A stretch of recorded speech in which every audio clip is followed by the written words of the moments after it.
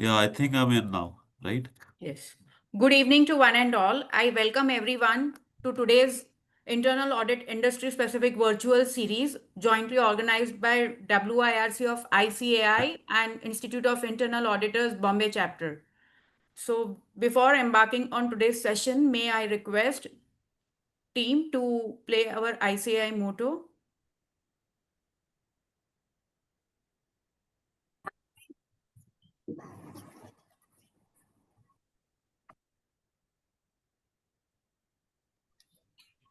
Hi, good evening. Good evening, madam. Mishra ji, volume is not there. Jara, can you replay it?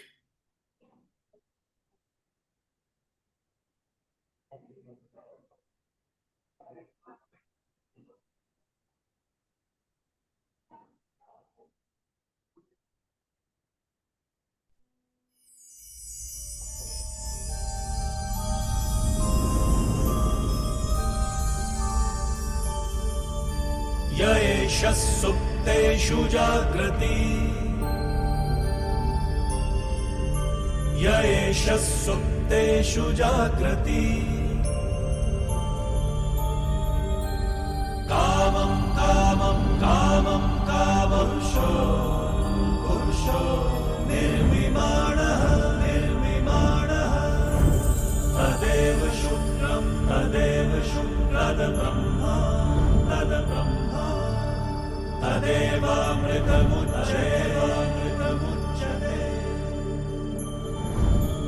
तस्मिन् लोकः शतः सर्वे तदूनात्यपि कश्चन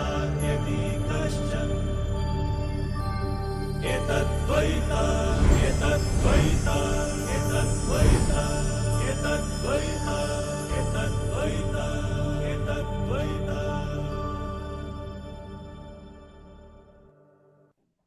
Thank you. Friends, as a chairperson of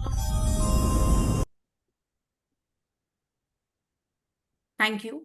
As a chairperson of Internal Audit Committee of WIRC of ICI, I assure you that this collaboration between two esteemed institutes, that is WIRC, Western India Regional Council of ICAI, and Institute of Internal Auditors, Bombay Chapter, aims to provide valuable learning opportunities and upskilling for internal audit professionals.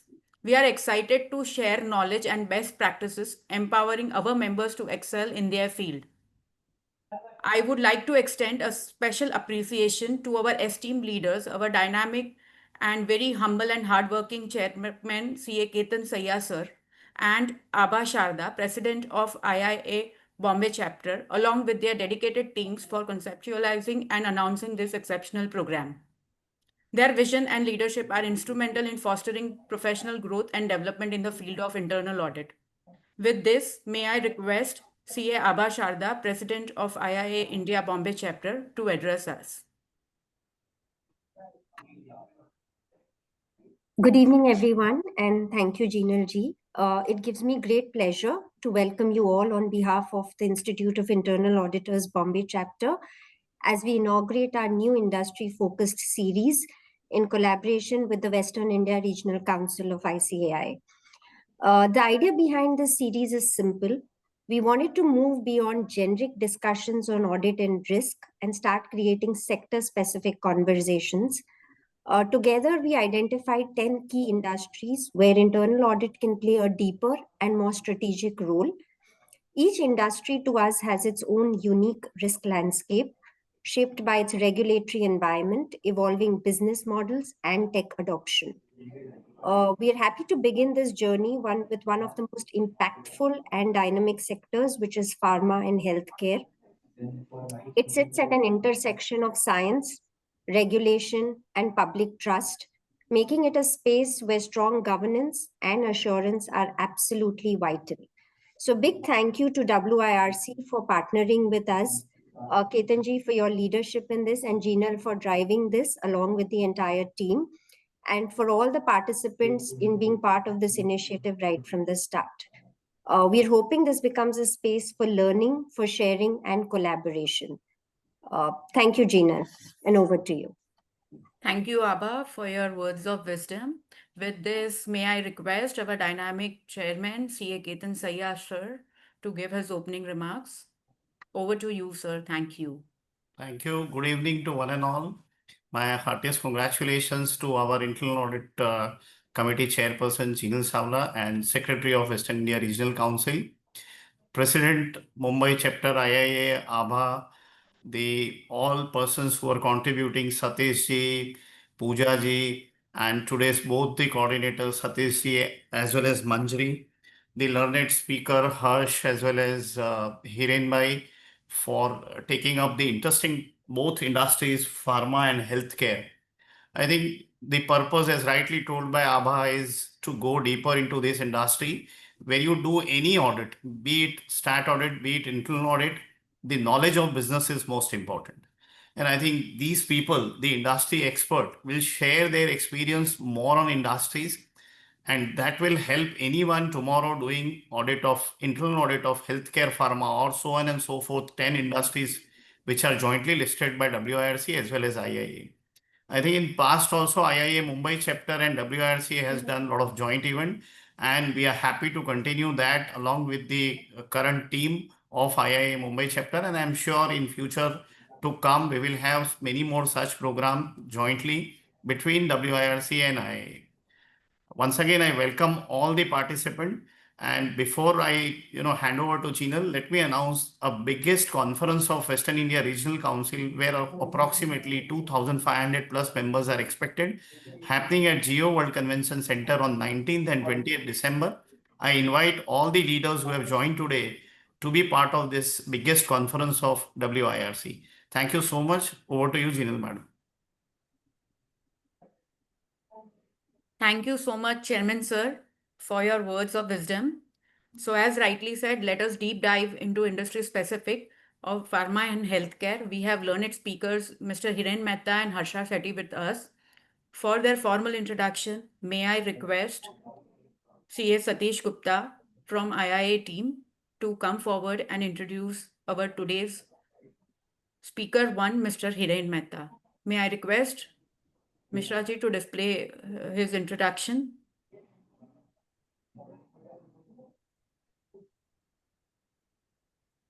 Manjari, please take up. Okay. May I request Manjri ji? Yes, yes. Thank you so much, Jinal ma'am. So we have with us today Mr. Hiren Mehta sir. So he's a chartered accountant and a certified fraud examiner and LLB. Hiren sir has 10 plus years of experience in the field of internal audit and forensic audit. He specializes in conducting various proactive reviews such as internal audit, fraud risk assessment, FCPA reviews, and ABAC reviews. Previously, Hiren Mehta sir has worked in EY and Johnson & Johnson and currently work as compliance officer in Dr. Reddy's Limited. Over to you, Satish sir. Thank you.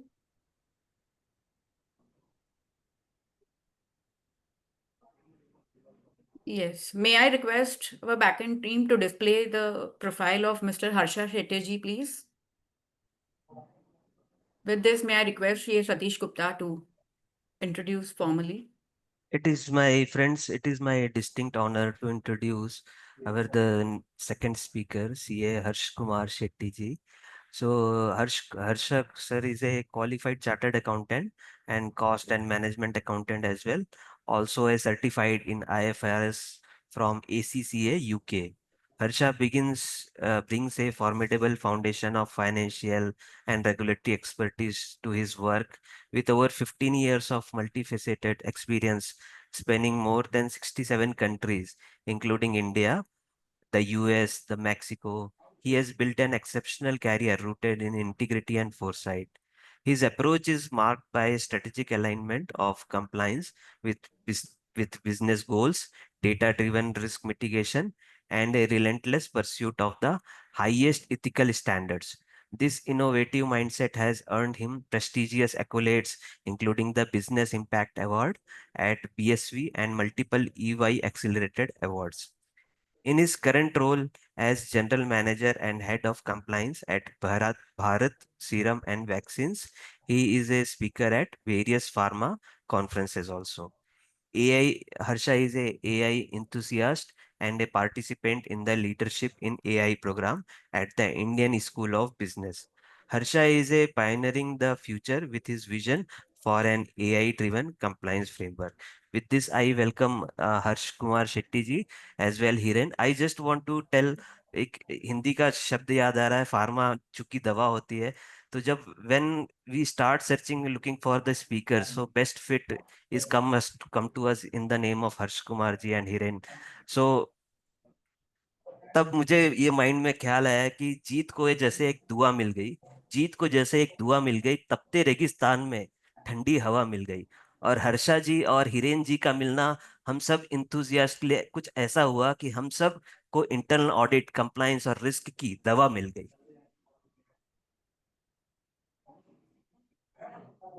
Thank you over to so much. नीनल madam. Thank you so much, Satish ji. So, with this, may I request our learned speaker, Mr. Hiren Mehta, sir, to come forward and deliver your talk. I think Harsh is going to take first, or Hiren Bhai. Yes sir, Harsh, we will start with Harsh ji. Harsha. Manjari. Okay. All right. So, good evening, everyone.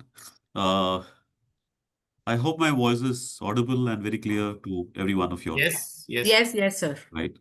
It's really a privilege to be part of this session, and my sincere thanks to Ketan ji, Pooja ji, Jinal ji, and Satish ji for coordinating this wonderful webinar.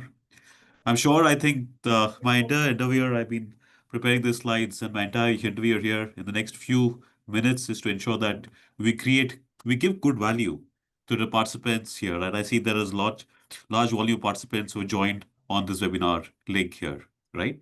All right. So before we could start up with, I just had one question, I think, to the panel here.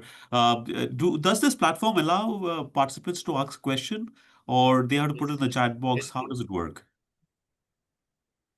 We can take up the question answer at the end, sir. At the end, okay, no problem, certainly. But Okay, we encourage participants to keep posting their questions in chat right. and Okay, all right. Certainly. Right. I hope my screen is visible to everyone. yes, sir. Yes. Visible?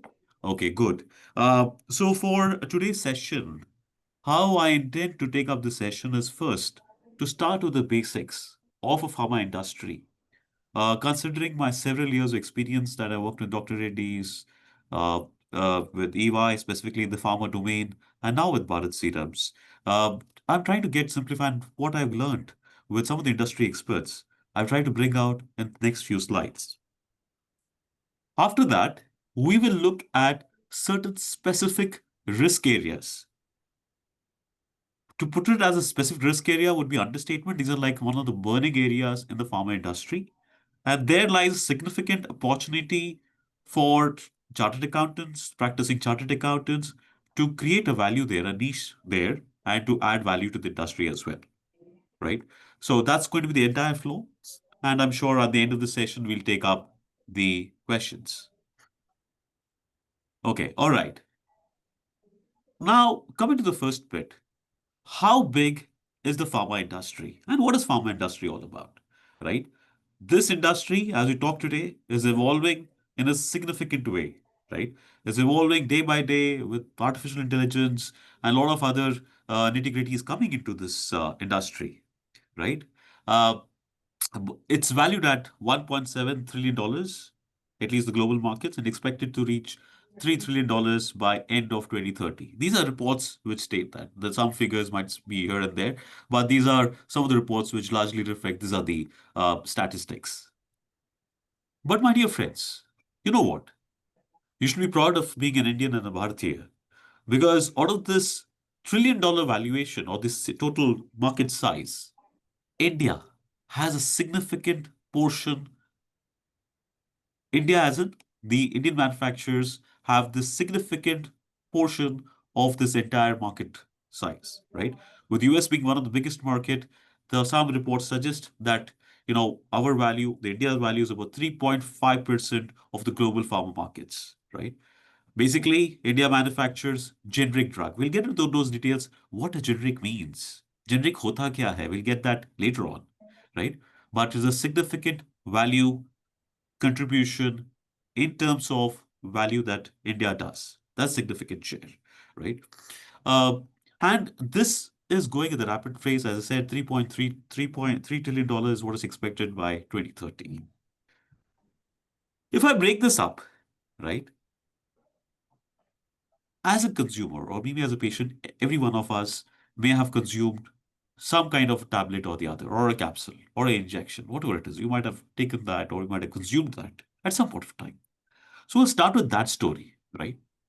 A patient taking a very simple medication like crocin. I have some crocins with me actually, because I was not feeling well for this conference. So for the session, so I had taken some crocins here. So this is how a tablet looks like. So we have a crocin, right?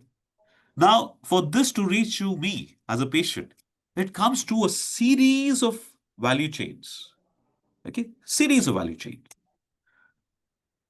When I'm talking value chain, large part of the value chain is same across all manufacturing industry. You manufacture, you do a quality check, you distribute, and it reaches out to the consumer. That's a broader definition of a supply chain. But in a pharma industry, there are specific nuances. Okay? So how does the story start with? Today, any pharma company continuously does market research. देखते रहते हैं कि कहाँ पे unmet needs है, कहाँ पे हम लोग मार्केट क्रिएट कर सकते हैं. अगर एग्जिस्टिंग मार्केट है तो कहाँ पे पोटेंशियल कहाँ पे है, where we can add value, expand our share on the market. The first thing is market research, and there is extensive market research which is done in the industry to understand where the gap lies, what kind of the therapies are shaping up, what kind of ailment exists within the industry. First point is the market research, right? Very simple to understand kahan pe unmet needs hai. That's the first point in a pharma industry. Next comes is a stage of discovery. Okay, we come to know, okay, fine, we have to make a kind of a tablet or we have to make a molecule. I would say a very generic term called as molecule. This is very common in any pharma industry, molecule. Molecule banana hai, let's say to treat cold. Not treat, I mean, for cold clay today we have thousands of molecules, but we have to create a molecule for cold. There came a drug discovery, right? And my dear friends, pay close attention to this, right? Because these are very nuanced terms for pharma industry. There comes a start plan where in a laboratory, testing is done. This is called as in vivo or in vitro studies, right? I'm not high of this. Whatever I'm telling you, I've learned it from the researchers here. Some bit of it, I mean, if you talk to a scientist, he might explain to you in much detail. But for your and my understanding, to get started with, there's a good understanding for it. Vivo study means a testing of the molecule is done on live living organisms. Could be like, mouse, mice, or something like that, to see how is it safe, what are the reactions to it. Then there's something like in vitro studies. This all comes in your drug discovery phase. In vitro studies, where you do it on in a chemical, you do it in a glass container just to test how the molecule reaction happens. That's the first phase of it. I'm telling this, complete telling this maybe in 30 seconds, but the depth of all this operation takes years together for this to come to pass through this stage. Years together. It's a very in-depth industry, my dear friend. The next is clinical trials. Clinical trials, okay? What is clinical trials? Clinical trials is nothing but whatever medicines we make, is it safe and effective on human subjects? Right? That's the testing which is done in clinical trials. There are totally 4 levels of clinical trials, starting for phase 1, phase 2, phase 3. In the next slide, I'll zoom into that more details into that. Clinical trials is the next important phase of the study, of the drug development phase. After all of this is there, after phase 3 is over, the CDSO, the regulatory authority, looks at all the documents about the testing, the test result, the efficacy. Efficacy means how effective the drug is. They look at how safe the drug is. If they find that all this is okay, this is all fine, then they would allow a manufacturing company, a pharma manufacturer, manufacture the drug, right? manufacture the drug, and to sell it to the patients, to give it to the patients. Now, how does it happen? From the manufacturing, it goes to either a CNFA, and from the CNFA, carrying and forwarding agents, and from the CNFAs, the billing happens to the distributors. In this entire value chain, the revenue of a pharma industry is booked at the time when the bill is raised by the CNFA or the distributors. Okay, this is a very simplified understanding of the value chain of a pharmaceutical industry. Trust me, guys, it's more complex. In the entire industry, right, in the entire setup that you have in today's world, there are two industries which is highly complicated. One is your telecom industry, and one is your pharmaceutical industry. Pharmaceutical industry, for the reasons that there are plethora. It's a highly regulated industry. There are some news reports which says there are 8,000 plus regulations that apply to any kind of pharma industry, right? Be it factories and all of that. There are a plethora of regulations that apply to it. Okay. And in the entire value chain, my dear friends, one thing which you have to understand that the pharma industry uses a lot of outsourcing, right? जैसे कि सारे काम company जो है खुद से ही काम करने करती नहीं है. They don't do all of this work together by themselves. They outsource a lot of these things, right? So for example, market research. There are prominent market research institutes, organizations, commercial organizations, IQVIA, who support market research. Very big companies, US-based companies. For drug discovery and clinical trials, there's a concept called as Contract Research Organization, also called as CRO. The role of the CRO is basically if a mandate comes from the company, they would initiate or support the company in clinical phase 1, phase 2, phase 3. My dear friends, it's very difficult to initiate these processes also because CRO का job इतना difficult नहीं होता है because see, it's very easy for me to tell that I have to test the medicine before its launch on patient. Point ये होता है कि patient sign कौन करेगा कि बॉस मेरे से अब आप क्लिनिकल ट्रायल्स कर सकते हो who is going to sign on that that's so you need to have patient consent forms. The patient has to be completely made aware about it, and then only the testing can happen. So this entire phase of clinical trials is very regulated. For every single step, there are a lot of regulations that apply in the clinical trials phase. And all of this is handled mostly by contract research organizations or CROs. The next important thing is manufacturing. Again, a lot of companies outsource manufacturing, right? So let's assume a company like an innovator company might uh, uh, develop a drug, research on a drug, develop the drug, but to manufacture the drug, it might go ahead and tell that contract development manufacturing organization, that CDMO, what do you call it as CDMO? I'll take my cursor here. CDMO, contract development manufacturing organization, to support on the manufacturing of the drug. So they will give the formulations and everything, how and what's to be sourced, and the manufacturing is done by third party, CDMO. Now, these are very specific terms for a pharma industry, my dear friends. So you should be knowing it whenever you do an audit. What is contract research organization? This is that organization who supports in clinical research. What is CDMO? It's anything which is outsourced, where manufacturing is done by a third-party organization specialized just on manufacturing and supports the organization in best cost-effective manners. So outsourcing is the key thing here in the entire value chain. To add to it, one important aspect here. In the entire budget, my dear friends, of any pharmaceutical industry, any pharma company spends lot of money on clinical trials. मैं इसका budget बता नहीं सकता 2,000-3,000 करोड़, और clinical trials पे बहुत ज्यादा खर्चा होता है किसी भी फार्मा कंपनी को to get the drug, because you need to keep launching new drugs, and for every drug you need to have your clinical trials done, right? So that is something which is there. So outsourcing is key, and budgets are very high on R&Ds, right? So some of our pharma companies in India, some of the Bangalore-based, I won't take the name, but they invest a significant amount on research and development also, very significantly. But the pioneers in this are mostly the developed countries like USA, where a lot of innovative drugs are there, and they spend at least 10 to 20% of their entire revenues let's assume they're $70 billion company, they will spend about close to 30, 40, 20, $30 billion company just on research and development. That's a key for innovator companies. India is yet evolving still, but we are yet to go. Coming to the next aspect, my dear friends, how the Indian pharmaceutical is evolving. Just to give a perspective here, today, India pharmaceutical market, while it is a generic market, I'll come to the definition of what generic market it is. But the Indian pharmaceutical markets, lot of acquisitions are happening, especially whenever somebody manufactures a complex drug. Why I'm getting into, I'm sorry, digressing on this, but it's important for you to understand. Key, what is exactly happening?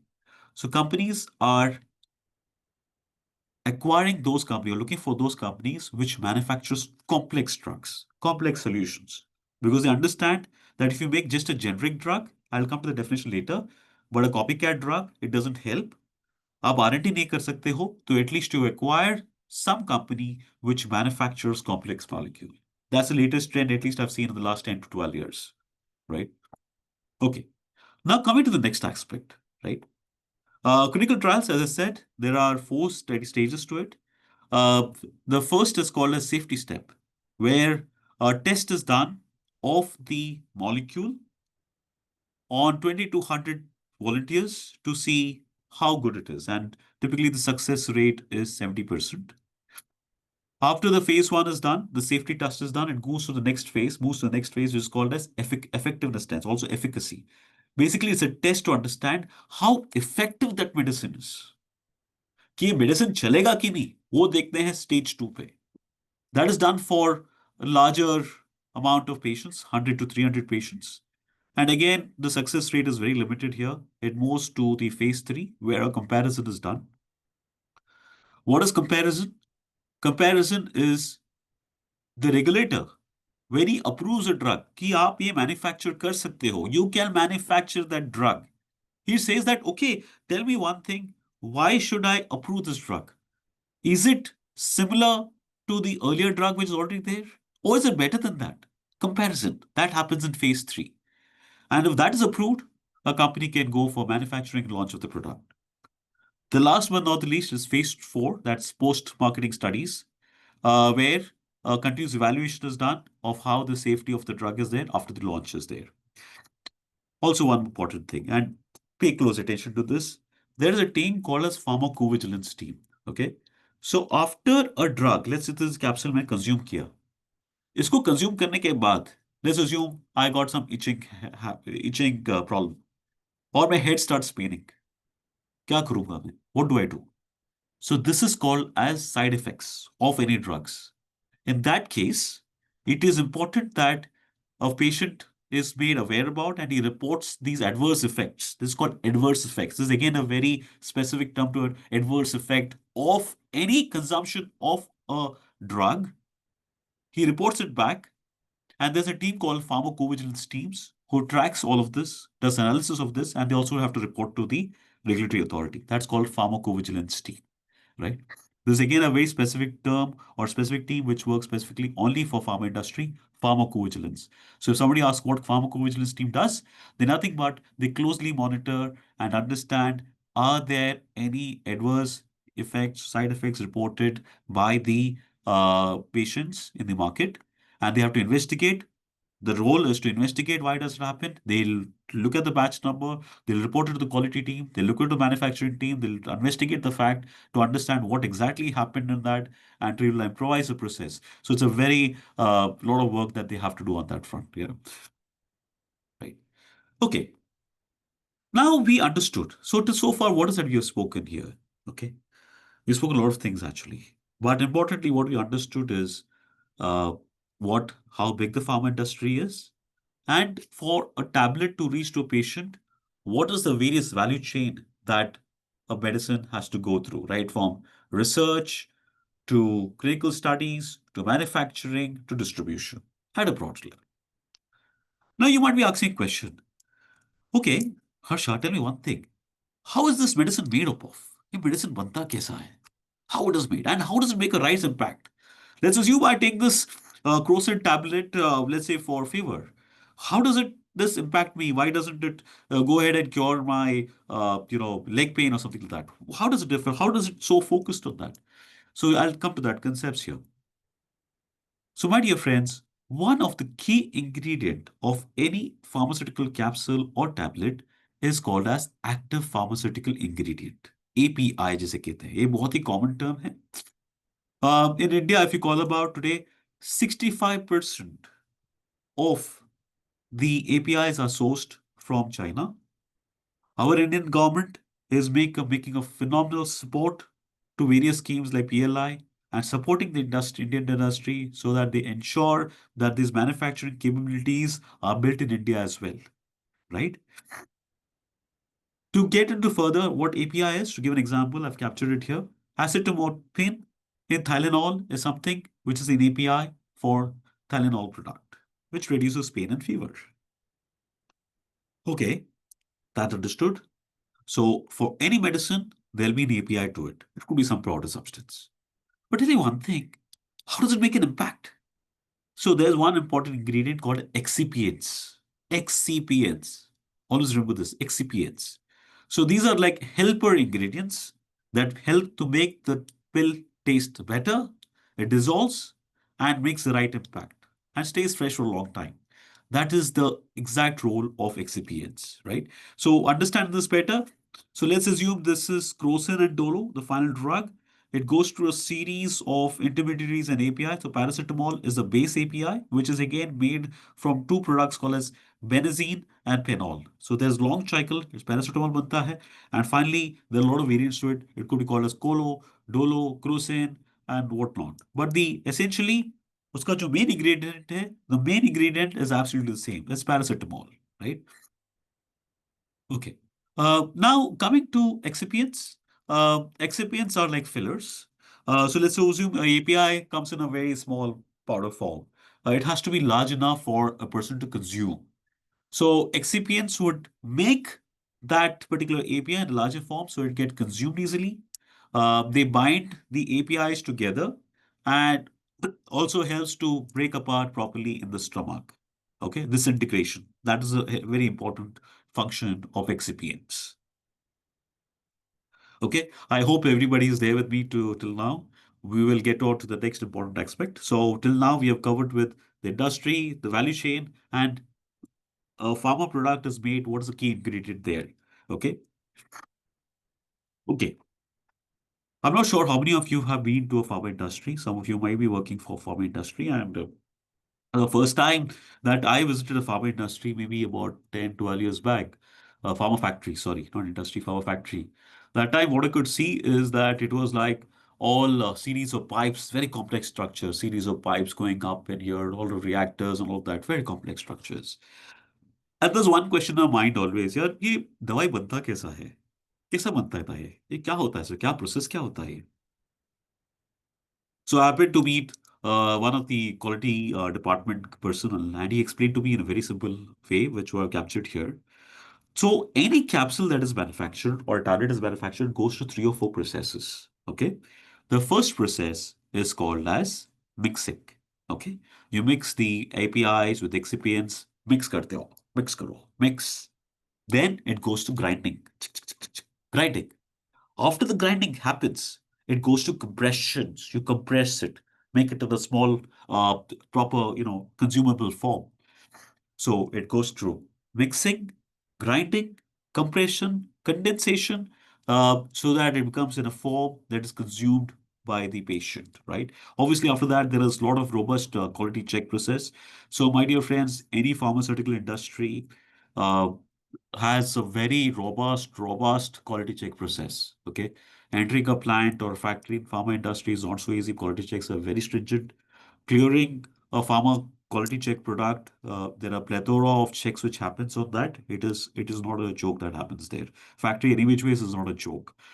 So you should be mindful about these things. So generally, as internal auditors, if you visit to any factory setup in any pharma industry, typically it's a very intense environment there because people work under very high pressures, meeting their production targets, ensuring that compliance also is met. So generally, you may not be very welcome there. So you should have a very good understanding of processes there. Otherwise, for you to get welcomed on the plant, it becomes difficult there, right? It's very difficult. So you need to be hands-on on that. Okay. The next comes is packing and shipping. That's a fairly self-explanatory process here, right? So this is how the manufacturing happens. Just to give a more clarity on this, and some of you might have a doubt, like, sir, अभी कभी कभी vials लेते हैं या biomedicines क्या होता है? So my dear friends, biomedicines are something which is made from living organisms, like equine products, where you extract cells maybe from a horse. Okay, there are a lot of regulations again apply there because, you know, a lot of regulations apply in terms of animal care and all of that. So extracting cells from a living organisms and then developing into a molecule so that it can be consumed in a vial form by the patient. They are called as, that category of medicines are called biomedicines. Okay. Okay. I'm sorry. Okay. Now, I'm sorry. Now, your final product comes in many forms, right? One is a solid form, like you see it here, like a capsule or a tablet. Uh, it could come in an ointment, cream, or paste or gel, or it could be liquid form also, or it could be injection also, right? Broadly, there are three categories of drugs. One is called as innovator drug. Innovator matlab kya? Innovator matlab the one who has made the drug or identified the molecule and made the drug for the first time. Or ye, this is simply said, but it is very difficult to be an innovator. Very difficult. Likes of Pfizer, GSK, these are like innovative. They manufacture innovative drugs in this. And it takes close to 20 years uh, and with limited success rate, with an investment of close to $2.6 billion, which is close to 20,000 crores, to just make a one innovative drug, right? That is called as innovator, the first version of the drug. What happens to this? After you get an innovation drug, you launch your innovative drug, you get it patented. You tell to the regulator, see, this is a new molecule. We have passed all the trials of it, phase one, phase two, phase three. In the phase two, you go and tell to the innovator that, see, it's very likely that I might pass to the phase three and phase four. I've done a lot of work on that. Give me the approvals for this. Okay. So from phase two, your timing starts. You have 20 years and you'll have a sole authorization as a patent to sell that drug. आपके पास पूरा अधिकार है 20 साल तक उस product को बना के बेचने के लिए और कोई उसको बना नहीं सकता है 20 long years. And this is a time where a company earns humongous profit. There are some innovative drugs which has given close to $8 billion. Some reports are stating $8 billion, $1 billion just for one drug per year. That's the volume of sales and the profitability that pharma industry makes if it is an innovator kickstart drug. समझ रहे हो आप? 5 से 40,000 करोड़ एक साल में. That's the volume. Branded, innovative drug. The next is branded generics. Okay? Branded generics or generics. Generics क्या होता है? हर एक टैबलेट और कैप्सूल में एक मॉलिक्यूल कॉम्पोजिशन होता है. Okay? Once the 20 years of the patent expires, any company can come and tell, sir, this is my abbreviated new drug application. उसको बोलते हैं ANDA. ANDA, abbreviated new drug application है. This is the molecule. I have all the capabilities to manufacture it. This is the process to manufacture. I'm explaining it in very simple terms. If you do that, give me the license that I'll manufacture a generic version of that. The efficacy, the safety of the drug is absolutely the same. That's a generic drug. Some companies tell that, oh, my process is something different, right? I have this particular packaging. I will market it in a particular way. So they put it as branded generics. So basically, if you talk about branded generics and generics, the same thing. Like आप paracetamol बोलो, आप Crocin बोलो, या आप Dolo बोलो. It's absolutely the same thing. The base underlining the molecule of that is same. कुछ फर्क नहीं पड़ेगा. आप ये लो. The efficacy will almost be the same. Right? There are some contenders who say that, मैं जब innovator drug लेता हूँ तो I get cured faster. But generally, it is very simple. But important from a consumer standpoint or a patient standpoint is that the generic drug are far more cheaper. than the innovator drug. It's always that way. It's very much cheaper. Why it is cheaper? Because the generic drug, they're not spent so much money in R&D, in so much money in clinical trials. So definitely they're able to sell it at a much cheaper rate. So India, largely the manufacturers are either branded generics or generics. So our government, and I really applaud the government that India, our Bharat Sarkar is taking a very active measure. For the patient's benefit, they are advocating the usage of generic drugs. In fact, there was a code which was released in UCPMP code last year, which mandated the first version that only generic drugs should be prescribed by the pharmaceutical companies. There was a lot of pushback from the industry, stating that generic drugs may not have the same efficacy of the patient. Well said and done, because some of the generic manufacturers may not follow all the quality. It is a very debatable topic. So the government also strengthened this enforcement mechanism and said that quality procedures have to be followed by everyone. And they said that, okay, fine, there's no mandate for doctors to prescribe. Prescribe means to write for branded generic drugs. You can also go for branded drugs, whatever it is possible. Yeah. Okay. So this is the basic understanding of innovator, the branded generics, and generics, my dear friends. Okay.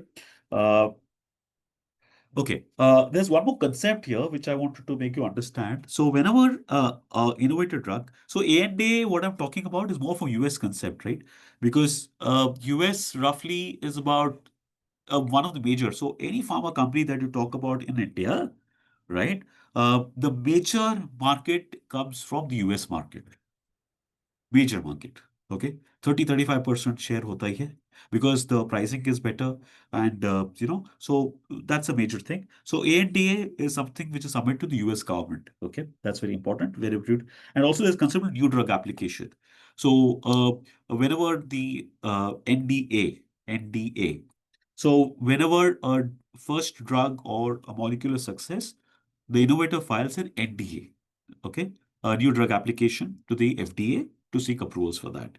Now, why I'm telling about ANDAs and FDAs and all of that, if you look at any report of any pharmaceutical industry, you will find these versions there that, so many ANDAs applied, so many ANDAs got approved, which means that the company, it's also indicated that the potential revenues of the companies are very important, are going to be good. If the approvals are very high, the applications are very, are applying on that area. So that's a reflection of that. So you should look at these parameters as well. Okay, got it? Okay. Now coming to the next aspect, bioequivalence and biosimilars. What is bioequivalence and biosimilars? We'll just spend about a minute or two on that. And also I'll make you understand that why this is so important. Okay. Let's assume that a pharma company comes with the generic version of a product. It has to prove to the authorities, to the regulatory authorities, that it is bioequivalent. Bioequivalent मतलब क्या? कि sir हमारे molecule जो है innovator molecule के साथ match होता है एंड इसका जो इफेक्टिवनेस है is absolutely the same. It's bioequivalent to the innovator drug.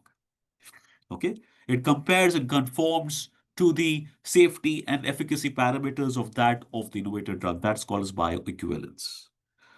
Biosimilars are more towards biological medicines, like Biocon. Some industries, very niche companies, manufactures biosimilars. Okay, so biologic products, maybe the chemical composition, because these are biologic products are something which is derived from living organisms, right? You take cells from living organisms and you make that molecule research and all that. So biosimilars, the base molecule will never ever align. But still, in terms of effectiveness and efficacy, the impact is the same. So that is called as biosimilar. So just to repeat here, bioequivalence means the effectiveness is the same, but the chemical composition, the composition of the base molecule is exactly the same. Biosimilar means the chemical composition or the base cell molecule composition is not the same, but the effectiveness and the efficacy, the usage is absolutely the same. This is a very layman understanding of bioequivalence and biosimilars. Okay. Okay, there are other some terms here. I won't get into that. Cmax and Tmax and AOC basically just showcases, how effective this drug. एक बार एक आदमी tablet लेता है तो कितने time में वो ठीक how after how much time he feels better. and how much time it takes for him to feel better. That's called as Tmax. Cmax is what time he'll feel better or he's the best of the level. So that is what a Cmax and Tmax level. So all this is tested by the regulatory authorities. They test whether the bioequivalence or the biosimilarity is the same. So the CDSO, the FDA look at the bioequivalence study, they look at for all the reports, and then they grant approvals for the generic drugs. The basic bottom line here is that, my dear friends, that pharma industry is very regulated and there are a lot of plethora of documentation which happens at each and every level. Documentation not done is a big crime.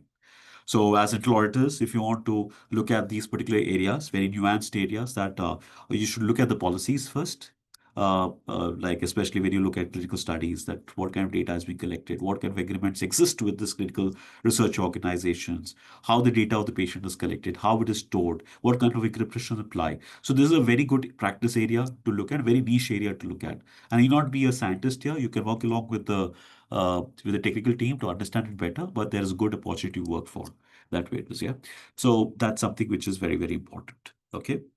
Okay. Now coming to the key functions in pharmaceutical industry. Now every function is very key in any industry. Or why I'm saying the key functions in pharmaceutical industry, because there are some functions which is there typically only in pharma industry. बाकी किसी industry में नहीं है. जैसे कि medical affairs. Medical affairs team क्या होता है? It's a set of doctors. So a lot of doctors work in a pharma industry. They're called medical team, right? So typically when you start your audit, you should always go and meet up with this doctor's team and understand about the business, about the molecules. If you want to get an understanding, they will give a very good understanding about that. What kind of event or activities happen, marketing किस तरह की activities होते हैं. So they are the first point of contact, medical affairs team. What is the role of this team? ये doctors लोग का team ये होता है because they are scientific experts they train और they guide the marketing team in the pharma industry on their medico marketing activities कोई भी activity करना है कोई मार्केटिंग करना है तो it has to be validated approved by the medical team. So medical team plays a very, very vital role in any pharmaceutical industry, right?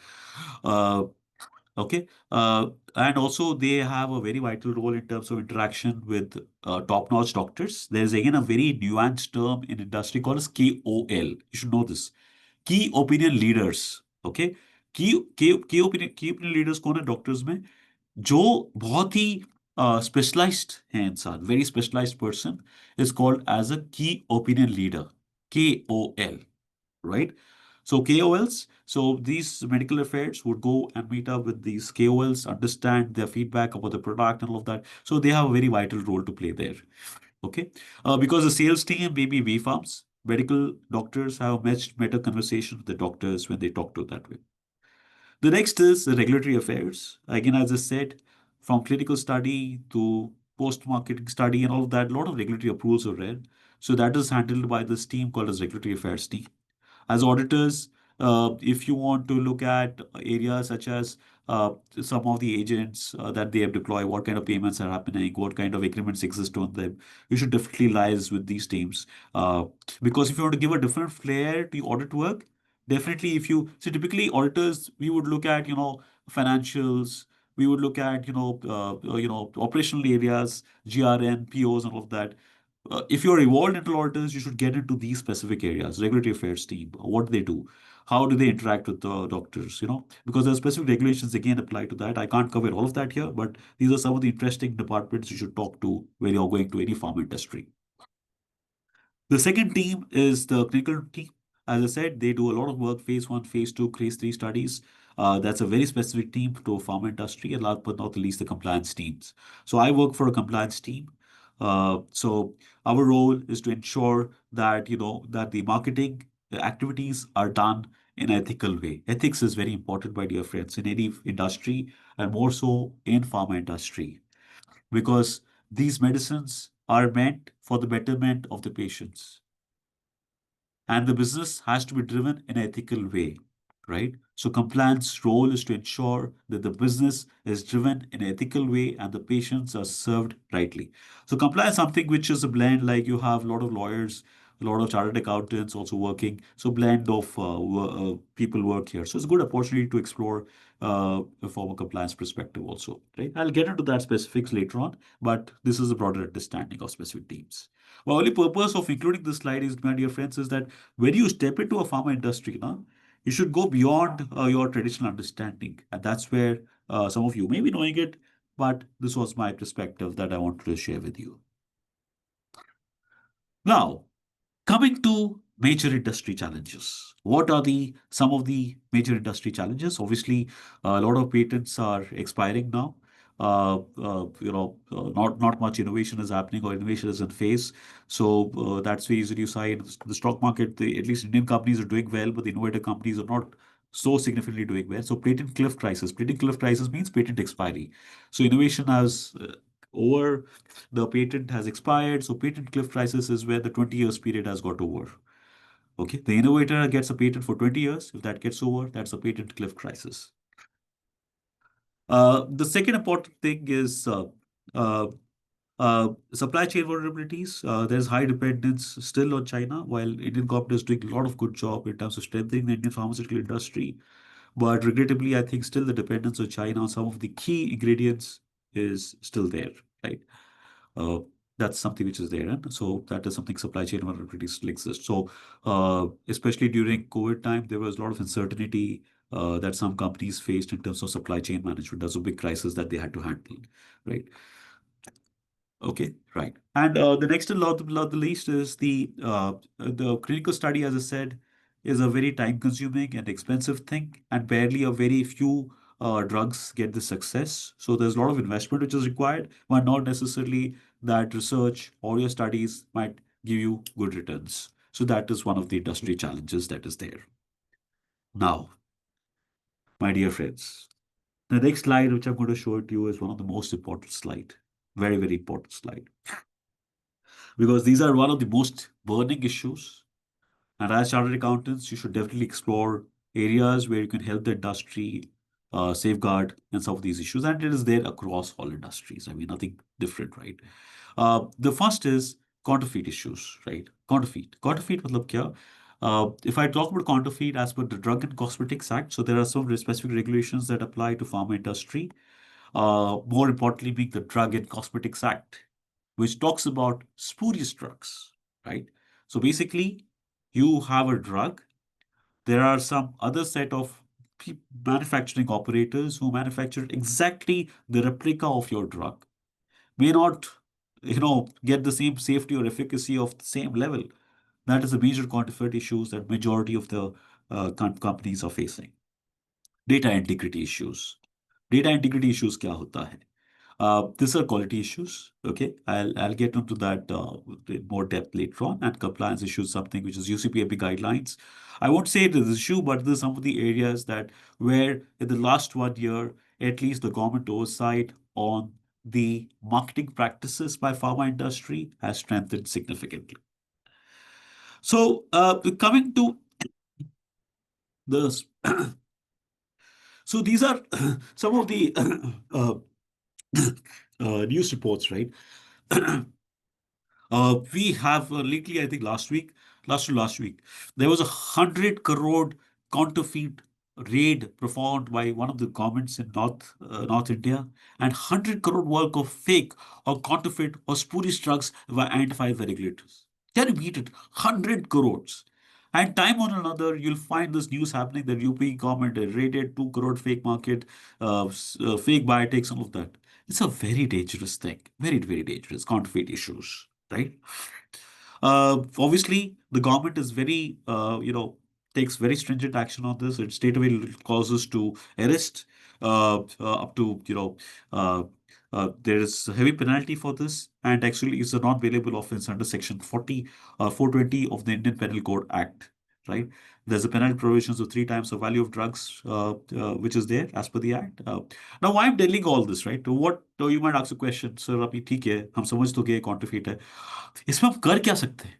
What is that we can do? So typically, my dear friends, to give you a very top level issue, see, my dear friends, if you want to get connected with the CEO level at a board level, always try to work on some of these issues. This is very interesting areas to work with. This starts with the spurious entire operations, if you're investigating this or auditing this process or supporting the business on this, first thing we have to do is a lot of data analytics on that. Understand the supply chain, कहाँ पे supply हो रहा है, कौन सा batch number है, किस तरह से वो product गया है, cold chain था, उसमें GPS tracking था. So a lot of data analytics involved in first of investigation this particular spurious drug process. Field surveys, market surveys. So there are dedicated agencies. Typically, most of this work is outsourced by any industry. There are some brand protection team. This is again a very nuanced team, at least in my knowledge in pharma industry, there are brand protection teams जो जाके surveillance करती हैं market में. They will survey various markets, inquire, understand, try to trace the source of that product. Next, followed by court proceedings. There is injunction which is filed to the court, and then with the commissioner, you go, you raid that particular shop, and then you get enforcement action done. People get put behind the bars. So it's one of the very interesting field. I think which is still very open, and there are a lot of players who work in this. But again, it's a very niche segment that which people can explore definitely to work as a service line. Very important, very interesting area, and it's a good purpose also behind it because see, spurious drug is a criminal activity, right? It's a criminal activity, and because there's a lot of work involved, data analytics, everything. So as accountants, you can definitely play a very vital role and support organizations or into doing some of these very classical work, right? Very important. Okay, coming to the FDA, the data integrity issues. When I mean to say data integrity issues, uh, what I mean to say here is that data integrity issues, basic quality issues, right? So as I said, for any pharma industry, quality is something which matters the most. Okay, so uh, and FDA, the US Food Drug Authority, is very stringent. In fact, there are some episodes, and I'm sure you might also be knowing about it, that Form 483 notice, ये आप हमेशा ध्यान रखिएगा 483 notice. अगर किसी company को 483 notice मिला है एफडीए से, समझ लो उसका शेयर मार्केट 0.5%, 20% गिर ही जाता है उसमें. 483 notice is a very stringent notice which is issued by the US FDA on any kind of pharma industry if there are any kind of data integrity issues. All right. And one of the classic cases which happened was, I think, some few years back was on Tranpaxi. I don't want to take the name, but nevertheless, now this company does not exist any which more. But it's all in public domain. So nothing that, it's something which I'm talking, which is not in the very confidential information, all there in public domain. So this company was issued a 483 notice. There was a whistleblower called as Dinesh Thakur. And some of the revealings which came in that particular investigation showcase that, what happened in this particular company. So it is also said some of the investigation reports revealed that the in the factory, one of the records which maintained is a batch manufacturing record. Batch. So for every batch, there's a batch manufacturing record, which details what the ingredients that was put in, what temperature was, everything which is mentioned there. So some of these companies actually had altered even the batch manufacturing record of which was required for quality audits, right? To that extent, they went clearly a fraud kind of thing. So this is a very interesting area. Again, it's a worthwhile to work in this particular area as auditors also to start looking into this because it's very worthwhile, relevant for the industry also. So beyond financials also, some of these areas are very interesting to work for. And this is very relevant for farm industry because अगर इसमें non compliance हो गया तो पूरा company पे ताला लग जाता है. That's the reason it's very critical. So how it starts with? It starts with, how do you do it? You get to know the departments into it. You get to know the QA, QC departments. You do a forensic imaging of the IT assets.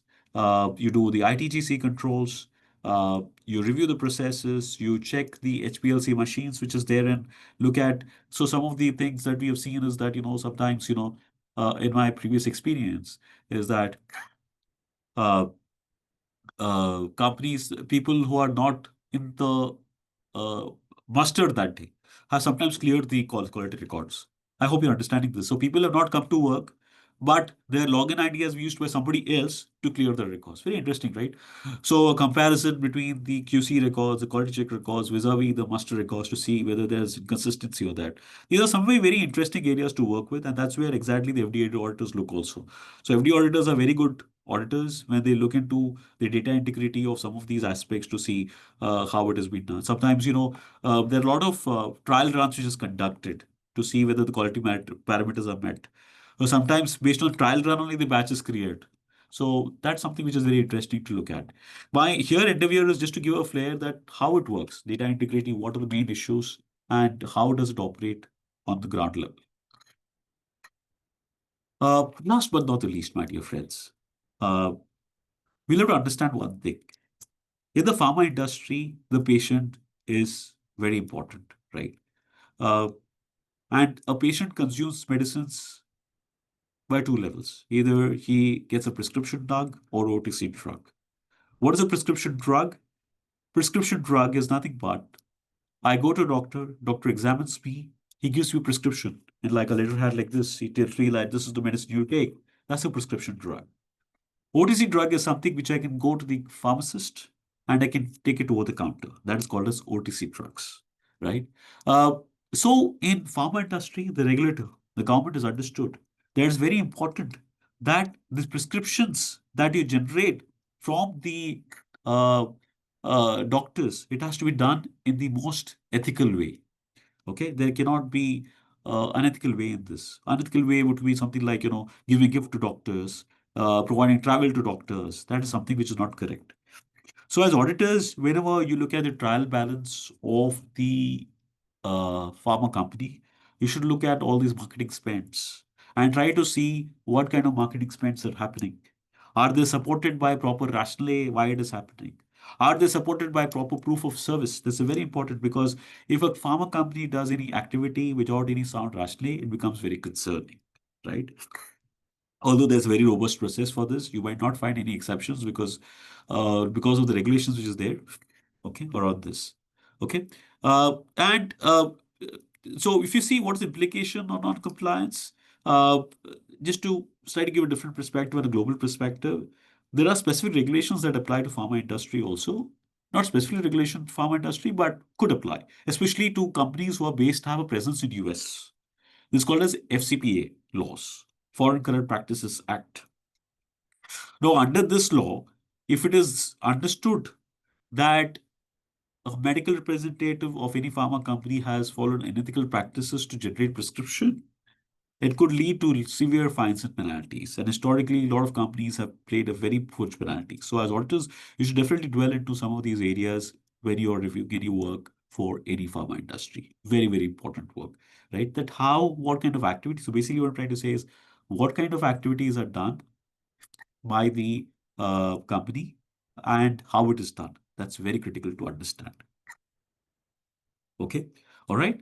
Now, to address these regulations, there is a code which is issued by the government, by Department of Pharmaceuticals of India called as UCPMP code, Uniform Code of Pharmaceutical Marketing Practices. It is mandated for strict compliances by any pharma company. Okay, and the repercussion is if the company doesn't follow this UCPMP code, agar wo prescription, if the marketing activities are not done correctly, it could lead to heavy penalty, and the company CEO has to give a declaration to it, right?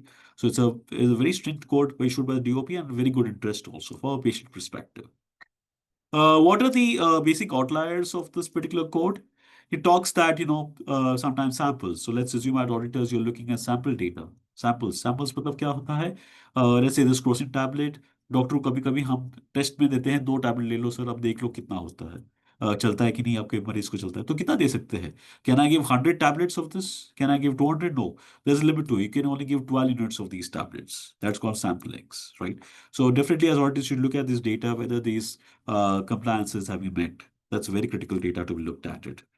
Brand reminders, what are brand reminders? Something like pen, pencils, all of this. These are like brand reminders, which every company do it. But again, there's a category definition to it. So companies cannot do anything that they want. They can only do books, calendars, diaries, journals, clinical, and up to a value of 2,000 rupees. 1,000 rupees, they can do brand reminders. Gifting generally is not allowed by any pharma company. That's which is there in the mentioned in the code. Uh, Last but not the least is travel to doctors and everything is restricted as per this code. Travel to conferences and everything, unless there are specific requirements which require.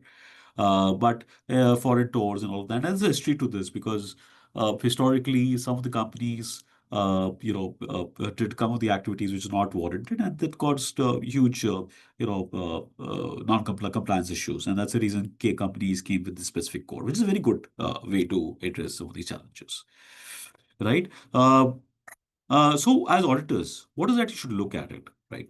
Uh, See, this is a particular heat map you should always prepare when you're looking at the UCPMP compliance. Okay, so typically any pharma company would could do some of these activities, be it government interactions, sponsorship, disease awareness campaigns, samples, coupons, and plethora of that activities.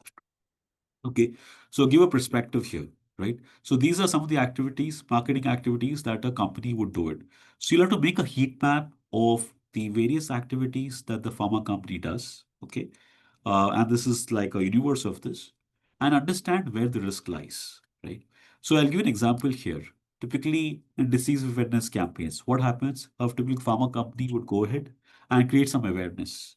Let's say in a fertility segment, they will tell that you follow these procedures so that you can as couples you can conceive. So disease awareness campaigns. Okay, so when you do disease awareness campaigns, sometimes you have to be very aware that the pharma company doesn't take any patient data because data privacy norms apply to it, right? So disease awareness campaigns are very regulated, and you have to check for these some of these things, right? Third party engagement, especially if a cover company is engaging any third party for any consultation or for any activities, you'll have to check through the agreements to see uh, what kind of remuneration is paid to the third party, whether all the details, there's a clear breakup of the payment which is made to the third party, and there are no hidden charges to it. Very important, because if there is hidden charges, it could be that it is a payment to the doctor, right? So some of these things you need to look at it.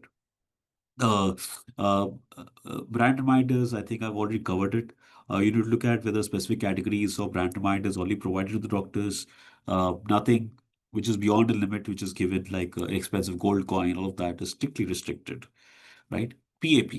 So this is a very specific program for pharma industry. What is PAP? PAP is nothing but patient assistance program. Now, how does it work?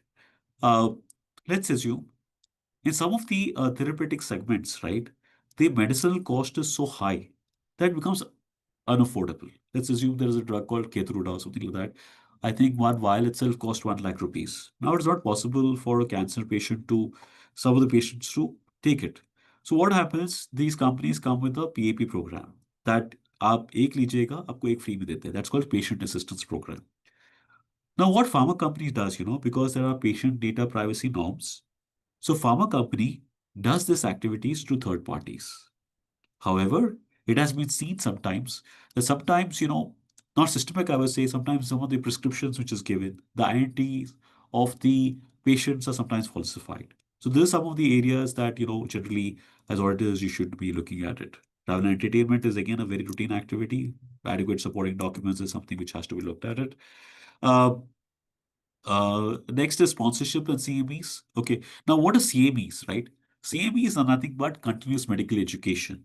What it essentially means is that any pharma company would continuously educate the doctors on the science of a particular product, of a particular area, segment, whatever it is, because it's a lot of science involved in that. Doctors may not have studied all of that in the MBBS, MD books and studies. So CME is an activity, it's like something like a webinar or could happen in a face-to-face meeting. It's like this. What we're having is a CME activity. So CME is something which is very specific to pharma industry.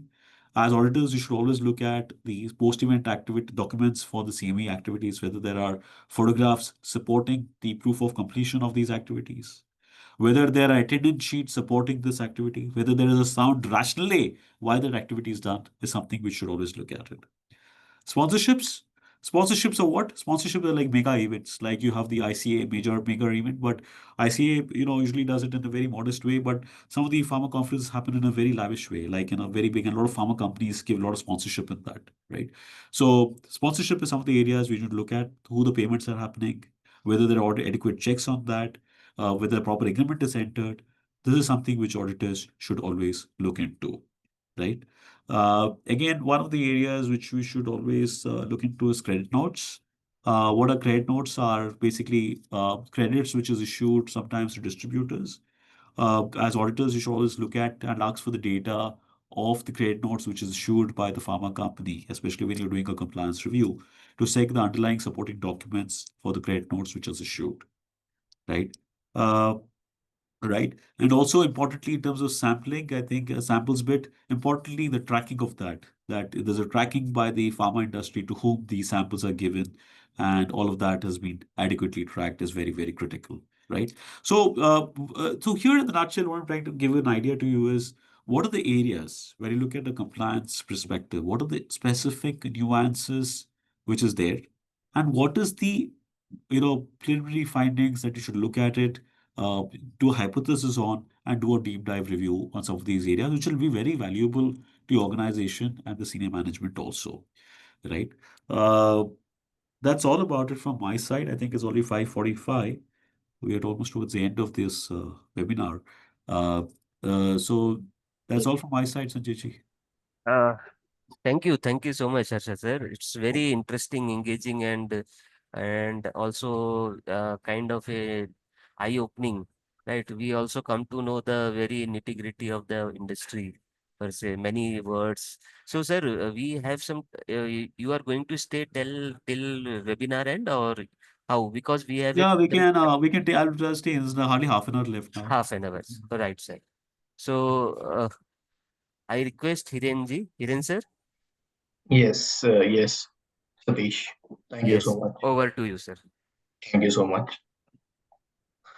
So first of all, I would like to thank WARC and internal audit, II chapter Mumbai to provide this opportunity, and all the dignitaries and all the chairpersons, Ketan ji, Pooja ji, Manjari, Jinal ji, and Abba, to provide me this opportunity, and thanks Satish for coordinating it.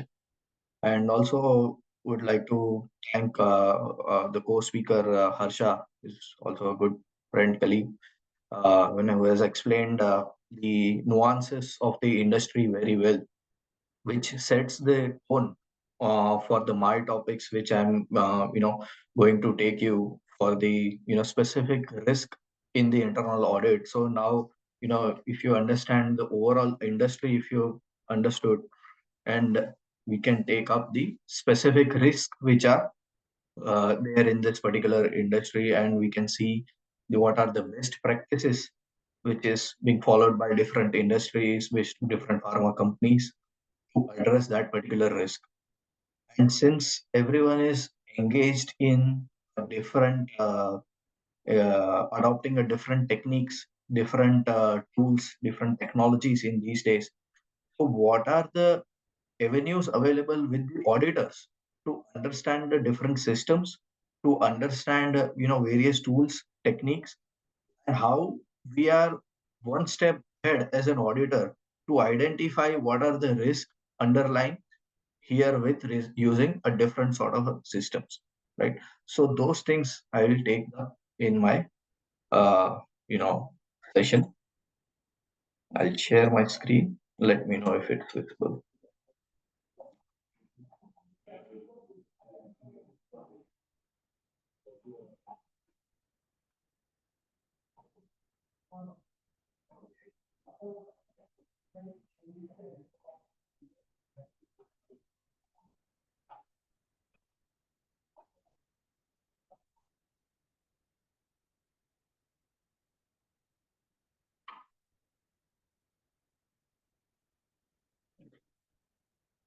Can you see my screen?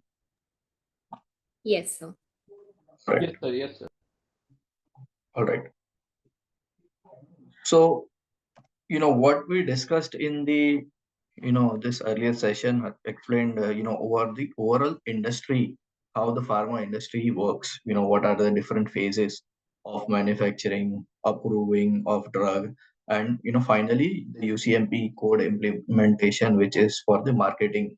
What sort of a marketing activities and practices can be followed, and what are the regulations for it, right? Now we will see to it, as an auditor, what is our role? Now, since that you have understood this industry very well, what as an auditor, as an chartered accountant, or the professionals, what is our role? How to identify the issues? We will speak on specifically on that. Okay. The first risk we identified, we spoke largely on the regulatory compliance risk. How this industry is very regulated because high stakes are involved. Patient health and safety are very much important. So various compliance regulatory risk are available, and how to address those things. So there are, what is the risk here in in terms of regulatory risk? So there is a non-compliance risk with respect to various regulatory bodies such as Central Drug Standard Control Organization, US FDA, WHO Goods Manufacturing Practices, UCPMP, which is an Indian specific code for marketing practices, and other global standards. Here, if we talk about in India, there are companies who are MNCs, the pharma companies who are MNCs, and there are Indian companies as well, right? So these regulatory aspects are applicable to both, the and various regulations which are there on the production, on the manufacturing, on the selling side. UCMP is more on the selling and distribution, and more on marketing. So we will be covering all these aspects in our discussion. So while there is a huge risk, we understand that a lot of governance is there. Still, we have identified that CDCSO has conducted a investigation, and we have identified that multiple drug batches are spurious and not of the standard quality. So the issue here is unauthorized manufacturing, which is like unknown brands or sort of a counterfeiting issues, failure to meet quality standards, substandard product, whatever the ingredients are there mentioned on the drug is not correct. Right? And the impact is legal scrutiny will be there, product recalls, reputation damage, and company can shut. Right? So that is the huge risk which is being available here. How industry is trying to mitigate those risks. So we will talk about that in industry best practices. Hmm? Digital quality management systems are implemented because to maintain that particular quality, एक drug में बनाने में इधर उधर जरा सा भी कोई परसेंटेज, इवन 0.001 mg भी चेंज हो जाता है, तो it changes the entire reaction, right? So for that, digital quality management systems are implemented, which is quite costly. And uske liye third party, they have to do the third party vendor agreements, and they have to do the who are the experts in the digital quality management. They have to appoint them, and they have to collaborate with them, right? Because pharmaceutical company cannot do everything on their own, right? And after that, they have to maintain that whether this particular quality is being maintained or not. Even if I appoint a third party, it is my responsibility as a pharma company that that particular third party is also abiding by the regulatory aspect, by the compliance aspect. So with this, digital quality management system are very much important to understand, to say that this is the quality of the drug which is being maintained, and it is not changed over the batches, over the different periods, and over the different ages of that particular product, right? Now, there is a regulatory harmonization within global standards. So there are few global standards where there is a harmonization in terms of APIs, in terms of drugs, in terms of different levels of manufacturing. There is a harmonization. So that particular industry, pharma companies are following that particular harmonization and global standards to avoid the compliance risk, to avoid any notices from the regulatory bodies such as CDCSO, US FDA, uh, World Health Organization, or UCPID, right?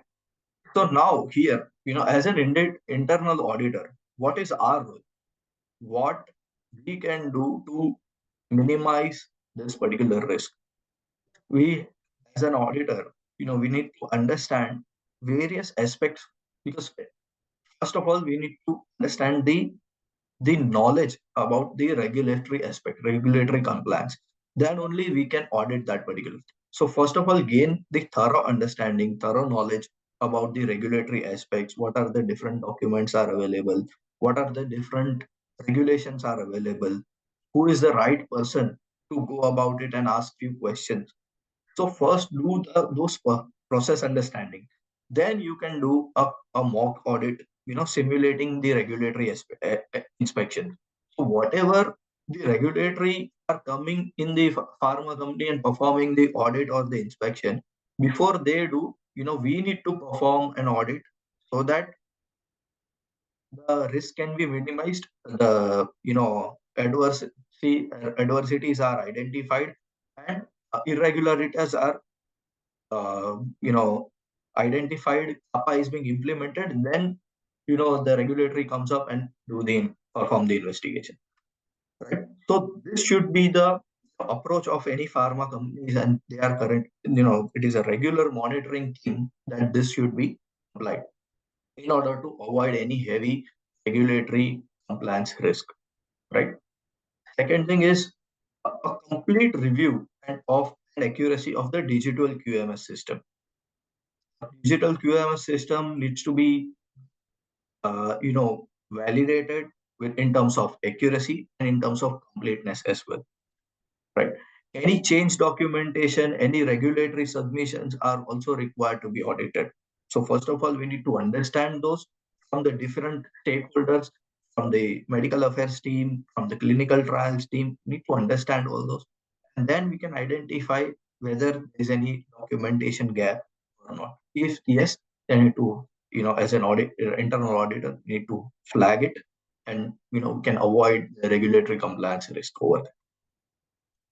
Verifying licensing and vendor approvals against the regulatory databases. So as we said again, third party risk, vendor approvals, licensing, it all lies with the company, even though few things are outsourced, but ultimately the company is responsible, pharmaceutical company is responsible with, hiring those vendors for licensing and for the regulatory databases. So ultimately the risk is on the company, and to avoid that particular risk, verification of those things are very much important. Last is, to perform a forensic audit to detect a counterfeit or a non-compliant product. As this is a very regulated, again, pharmaceutical industry. The risk of counterfeit is high. We saw in the earlier session, about the criminal proceedings being taken against who against the culprits. So in order to perform, and to detect counterfeit, the various, a lot of brand protection teams are there, who can perform the surveillance, they can identify, they can review the batch records, they can submit it to the company, understand, whether this is actually being made in this particular company or not, in that particular pharmaceutical unit or not. If not, then that particular products or batches, uh, you know those needs to be confiscated before it is getting circulated to the wider public at large. So this is how, as an auditor, we can reduce and help the company to minimize the regulatory compliance risk. Next is quality risk and safety risk, right? So we discussed about uh, data integrity issues earlier. So the risk here is substandard or contaminated product can harm the patient and lead to recalls and bans. For example, you have seen, there has been stop production order issued to a pharma company. Issue is being violation of manufacturing standards, operation if the and the impact is operational disruption, regulatory penalties, and supply chain delays. Entire unit gets stopped, right? A pharma company can get shut down if there is a quality issue is being identified. How company is trying to address those risks? What are the industry best practices? Industry best practices is the top pharma companies are performing is the real time quality monitoring using IoT and AI. So now in this age of AI, they have used intensively to improvise their quality monitoring. Whenever there is a slight deviation in terms of what is being they have submitted earlier, and now while performing a manufacturing, if there is any slight deviation, it will be getting flagged off. The the batch will get identified, and they will recall those products. So that way they can avoid the quality risk. Third party quality audits. There are a lot of quality related investigations are going on. There are few experts who can perform a third party quality audits, who are having a specific knowledge about different quality systems, and they can perform the audit. They can provide their findings to the company, and company can try to avoid implement whatever the recommendations performed by the quality audit, and try to prevent the quality loss. Here the role of internal auditor is also very crucial, since to audit a GMP and a quality management system is not very easy.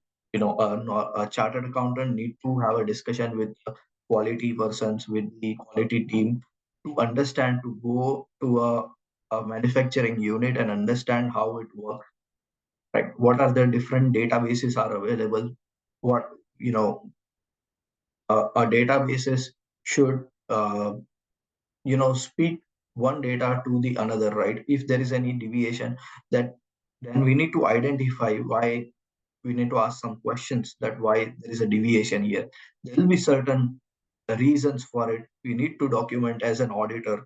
We need to take it forward, that whatever observation is there, and document it, that this is the identified reason is being provided for any sort of a deviation, right? We have to perform a review, whatever the corrective and preventive action is being taken.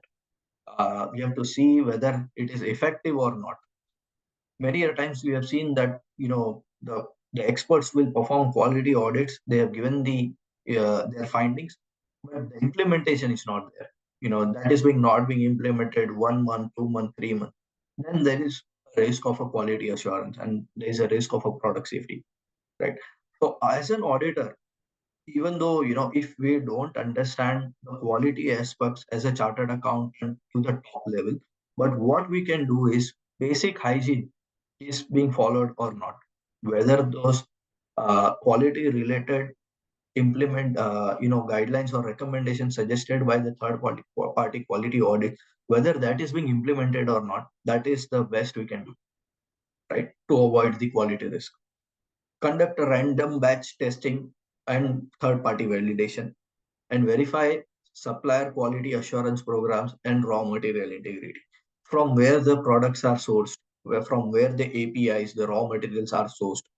The quality assurance program, whether a company is having a quality check on on the company from where we are hiring or where we are procuring the APIs. We need to see whether quality assurance programs are in place or not. If not, then we can report it as an internal auditor, and the proper preventive and corrective action can be taken on to avoid the quality and assurance risk. Next comes up is the supply chain and inventory risk. Here, the inefficient inventory management and supply chain disruptions can affect the entire production and delivery. If there is a supply chain risk, the production may stop. Then there will be no delivery of products, and then there can be a huge loss to the company. To avoid this, what are the industry best practices?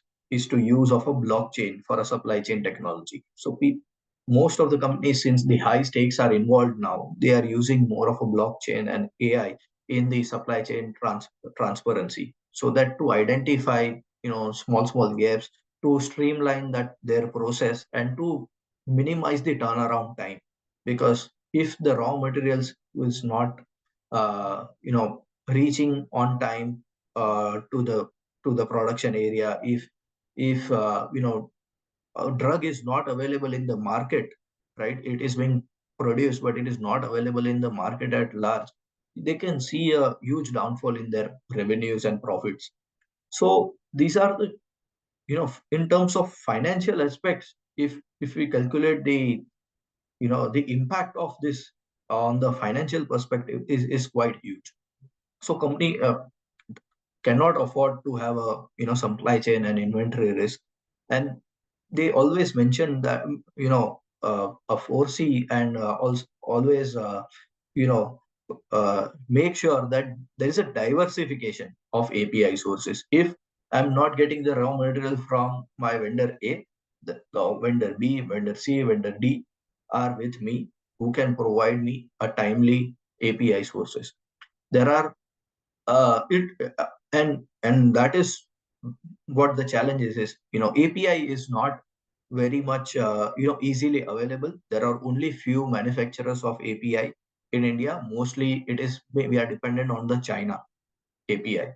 So to reach the API and to reach the material from China to our offices, or to our pharma companies, and to the manufacturing unit, is quite important. And for that, there is a supply chain risk. If there is no API, you cannot go ahead and produce anything, right?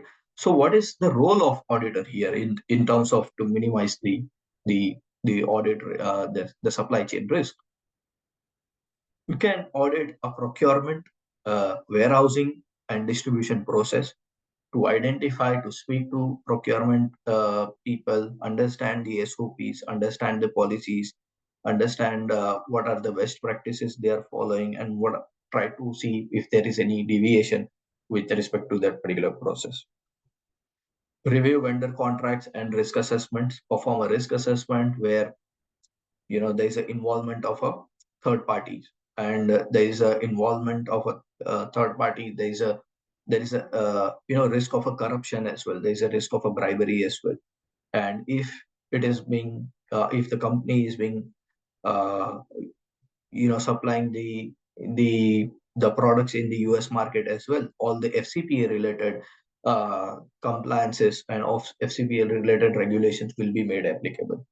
So all the corruption related aspects also require to be taken, since the major part is being outsourced. A lot of things, companies outsource. So, and whenever there is an outsource, there is a risk of corruption and bribery. Third point we will talk about is assess the inventory turnover ratios and buffer stock level. This is the pure play supply chain risk. If there is an inventory pile up and the stock buffer levels are quite low, there is a risk of a disruption of a manufacturing unit. Evaluate emergency procurement plans and supplier diversification strategies. So this is what we are talking about: emergency procurement plan. We need to ready with our plan B, plan C. If the supplier is not able to provide, then we need to change our sources, right? Verify implementation and data accuracy of a blockchain tracking system. So these different systems, first of all, we need to understand. So we need to see to it how this system is helping the business to run their show. And then from that, we need to identify whether that particular system is working in a in a designed way or not. If there is any lag, if there is any is there any sort of a bug or some sort of a error which is being showing, or the not actual values are being reflected, so then there is a huge loss. There is a huge risk of supply chain and the blockchain system is being not showing the correct values and correct picture. So this is how independent validation of these different systems is very much important to avoid the supply chain risk. Fourth, we are talking about the IP, intellectual property, and the innovation risk. We talked about, there's a patent is being filed by the, innovator companies, and for 20 years, and once that particular patent gets expired, the branded generics or a generics company will try to use that particular content of the drug and manufacture it their own, right? So there is a huge risk of a patent expiration, IP theft. If a specific formula is being theft, before you are getting your patent filed, but there is some sort of a loss of data, loss of IP related documents. Lack of innovation can reduce the and lack of innovation can reduce the competitiveness. Here, what are the industry best practices to avoid this particular risk?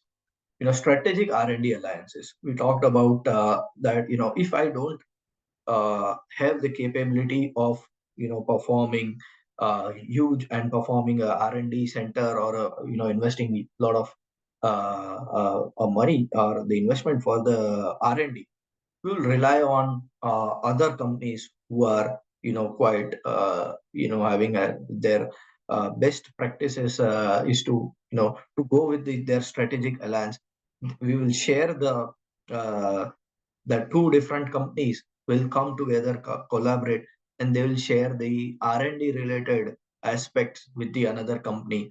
And then in order to avoid this RP risk, the generic companies will definitely will collaborate with different other companies. The Indian companies who are mostly in the generic medicines, the higher share percentage share is in generics.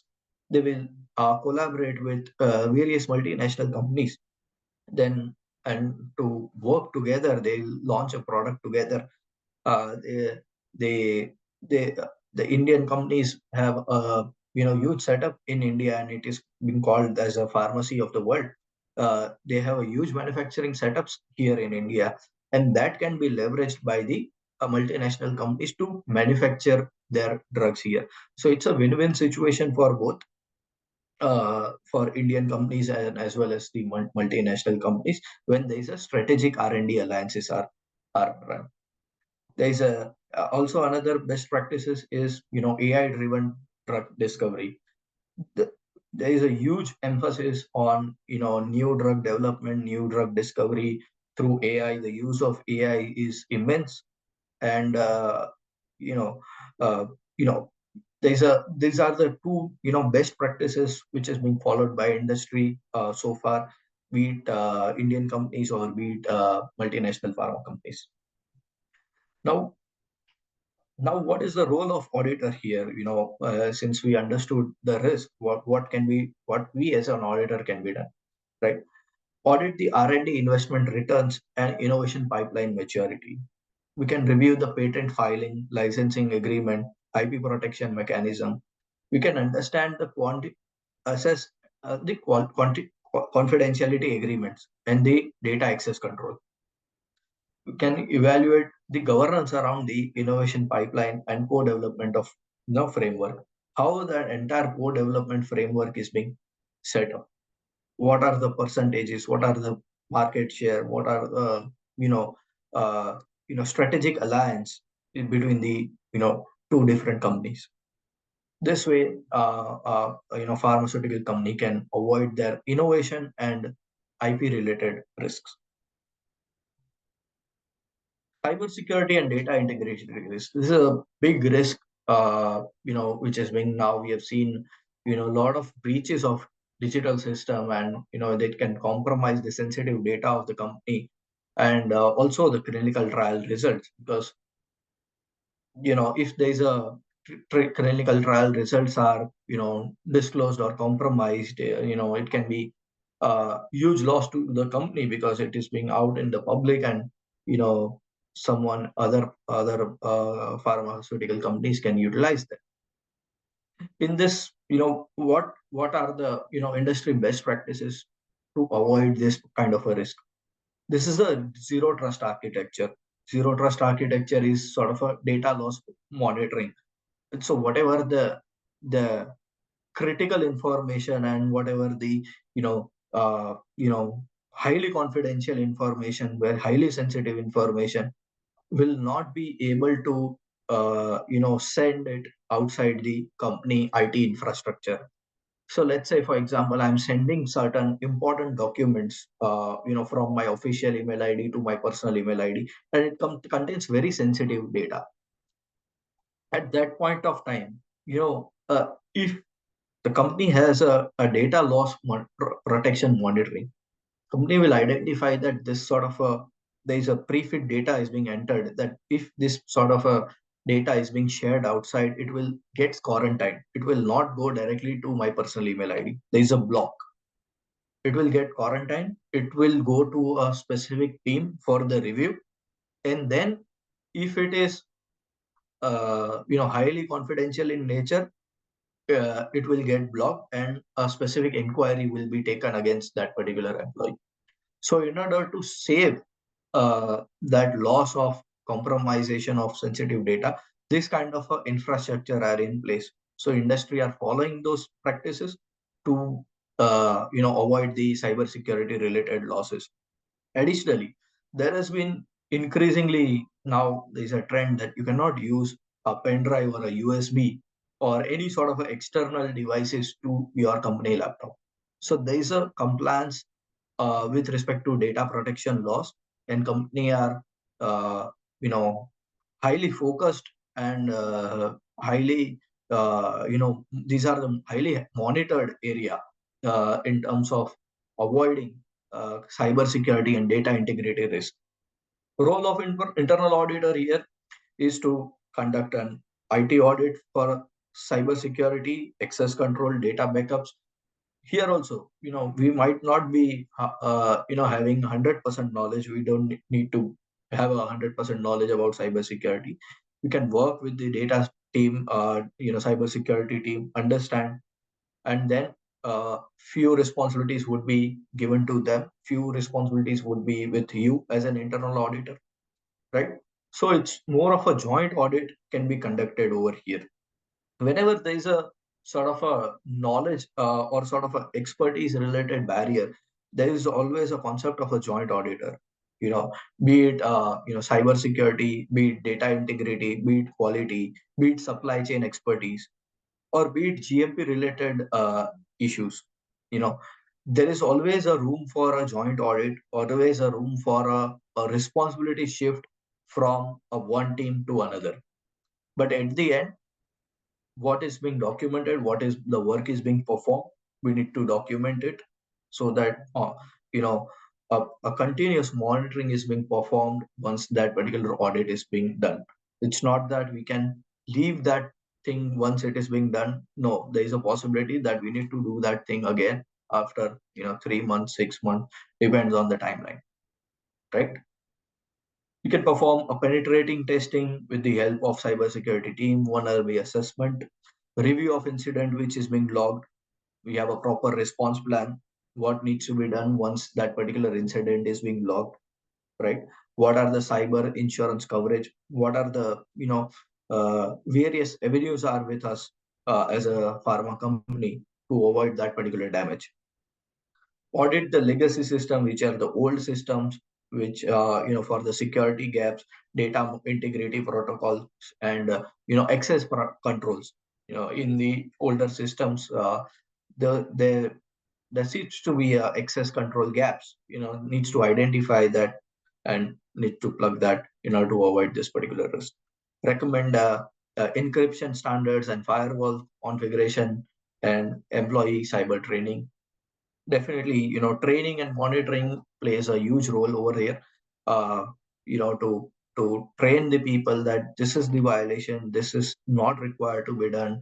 Continuous monitoring is being done, and continuous training is required to be given. Continuous emails are required to be provided to the employees to make them aware that these are the cyber security risk or any other risk and these are the do's and these are the don'ts. If there is you are doing what is being prohibited, definitely an action can be taken up on you.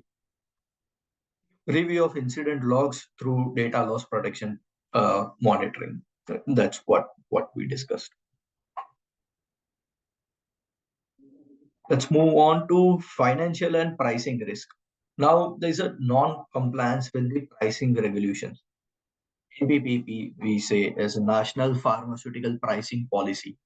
Here, since the I'll give you a little background before coming to NPPP. Is Indian government and Indian Medical Council has provided certain regulations to make an affordable medicines to the Indian population, such as if you are doing a, a, a knee transplant, then a proper implant is being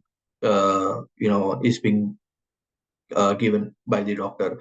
If you are having a heart surgery, a stent is being given, acquired and installed in the for performing the heart surgery, right? So all these which are very critical in nature, in which are very much critical and which is quite common in terms of Indian population's health, and in terms of the larger public.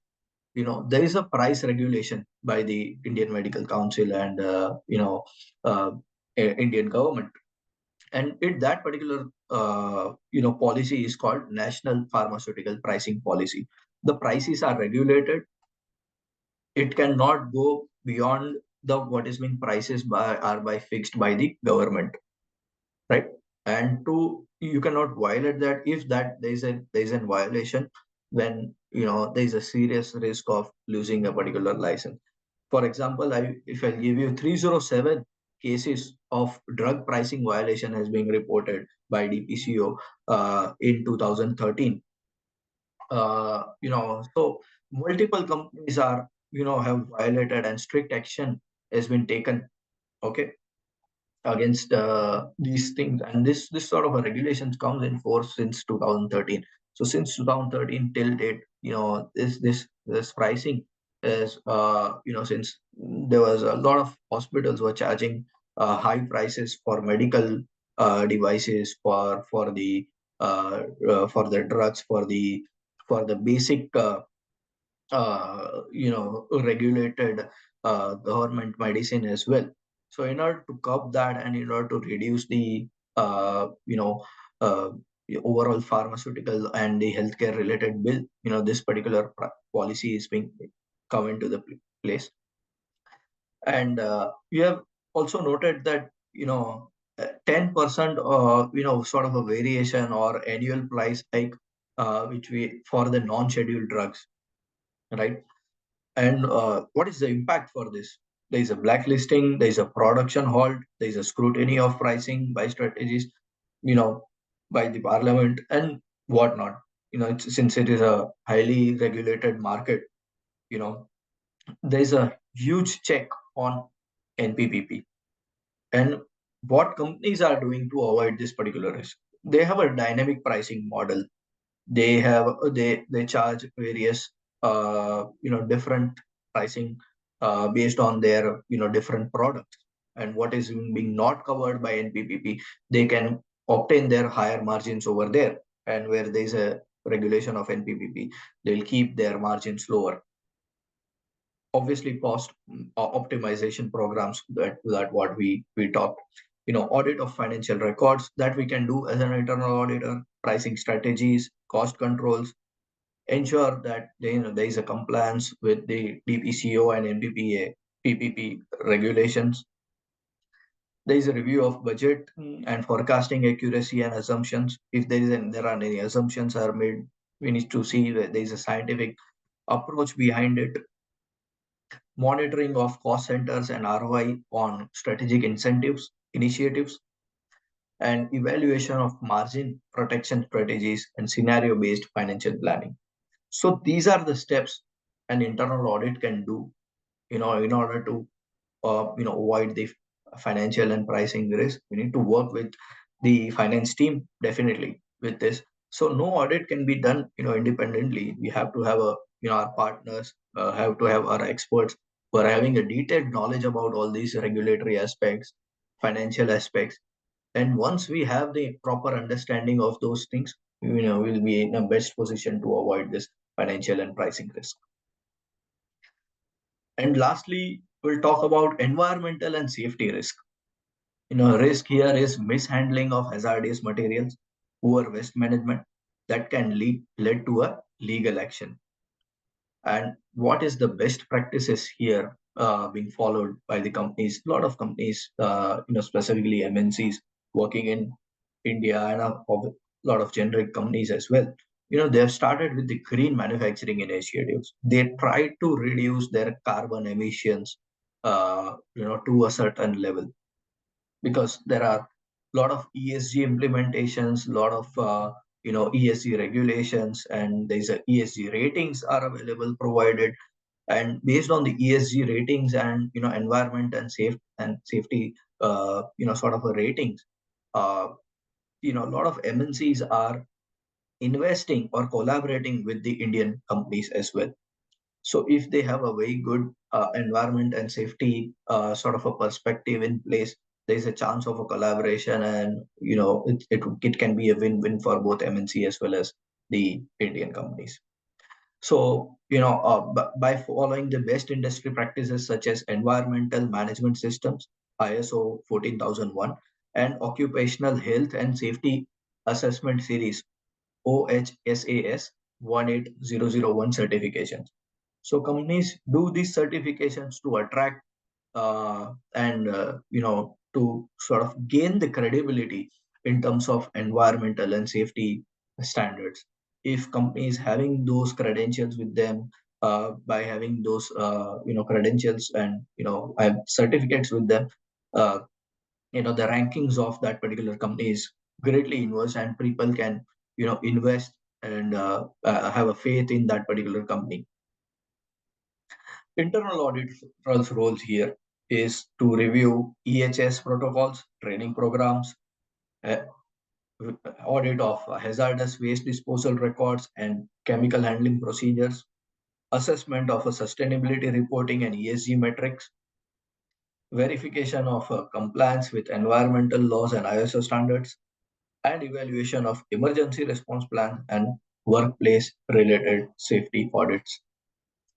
So all these uh, plans and policies, if they are there in place, internal auditor can review those. Well, if there is any deviation, can report it, and prepare a kappa for that, and proper recommendation can be given, and accordingly it will help to eliminate or reduce environmental and safety risk.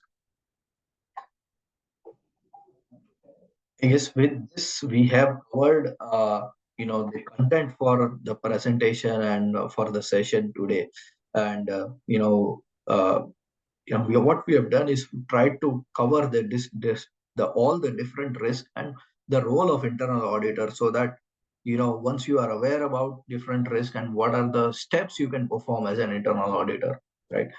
And here also one more thing I would like to say, that collaboration is the key. Internal audit cannot be performed in sort of silos. A lot of collaboration needs to be done with various different teams in each and every phases, right? So that's my submission here. Over to you, Satish and team. Thank you so much, Hiren sir, Harsha sir. Your session was incredibly insightful, and I'm sure it will help in better understanding internal audit and its influence in pharma companies. We do have 3 minutes left, and we have quite a few questions lined up. So, if it's okay, I can take up Hiren sir's question first, and then I can head over to Harsha sir's questions. So we have our first question, and it says that beyond regulatory compliance, what other challenges do Indian pharmaceutical companies face today, and how can internal audit add value in navigating these? Right. So there is a UCPMP regulations are there for the selling and marketing related expenses. Whenever there is a marketing activity is being conducted in order to perform or in order to promote certain uh, you know certain drugs or certain sort of a medical program, then there is a set protocols that you cannot give sort of a gift to HCPs. You cannot provide some travel arrangement to them, right? So all these are needs to be taken into consideration while performing or planning any activity. If you have not regulated with that particular UCPMP guideline, then there is a huge risk that whenever there is an investigation will be performed by UCPMP or there is an audit by the regulators, then company may land it into a trouble.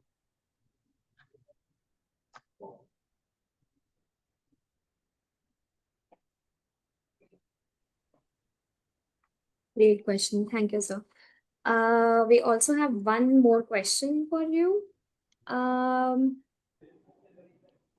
can lack of innovation reduce competitiveness?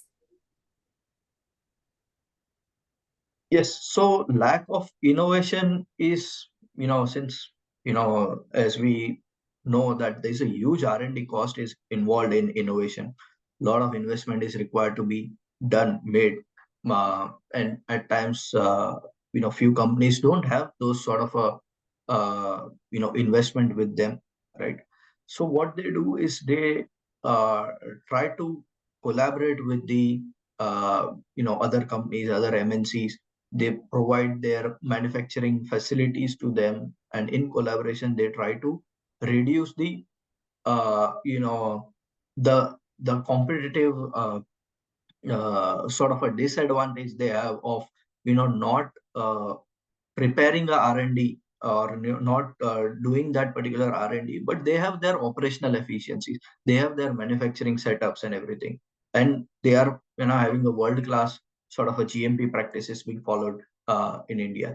Then there's they can avoid the competitive risk over there, and they can collaborate and work together. Thank you so much, Hiren, sir. Harsha, sir, we do have a few questions for you too. Sure. So the first question is, when you are allowed to produce drug after stage 3 or 4 or clinical trial, when approval is granted by USA, let's say US regulatory, does this drug need to be tested again in India Very good for question. approval? I think that's a fantastic question. So the answer this to this is that after phase three, definitely a company can manufacture that drug. They can do that. Phase four is more, post-marketing studies and all of that. But after phase three, certainly a company can manufacture the drug. Now, coming to the one very pertinent question here. If a drug has been approved by the US authorities, will that be still valid here in India? The answer is yes and no both. While the answer is like, the company will have to do resubmission to the Indian authorities, that is the CDSO, stating that, this drug has been approved in the US markets. This is the pre-clinical study, post-marketing studies, and all of that. They have to justify that. And if the CDSO thinks that it is okay, so CDSO will have a balanced approach on this. They may or may not mandate again a clinical trials to take place, but however, the discussion lasts with the CDSO himself. Okay, so that's the precise answer to this. Excellent. Thank you, sir. One more question is, how does the company ensure tablet contains exact amount of excipient and API, and which phase is it tested? Is it ensured in? Fantastic. Superb question again. The answer to this is that the company, follows something called as good manufacturing practices, right? So typically, when a mixing or grinding and a blending happens, right, the initial phase when the blending happens and they happen, that's where you have certain tests to be performed. Blending uniformity test. This is what I could recall based on my previous discussion a few years back with the quality personnel.